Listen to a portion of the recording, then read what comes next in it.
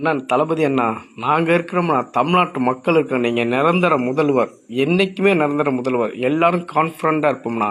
வெற்றி என்றைக்குமே நிச்சயம். ஒவ்வொரு மனசில் நீங்கள் சொன்னீங்களா, அண்ணன் தம்பி அக்கா தங்கச்சி எல்லாம் சொன்னீங்க, மனசார சொன்னீங்க. எல்லார் வீட்லையும் நீங்கள் குடியிருக்கீங்க, எல்லார் மனசிலும் நீங்கள் இடம் பிடிச்சிட்டீங்க. நீங்கள் தான் நிரந்தர முதல்வர்ண்ணா.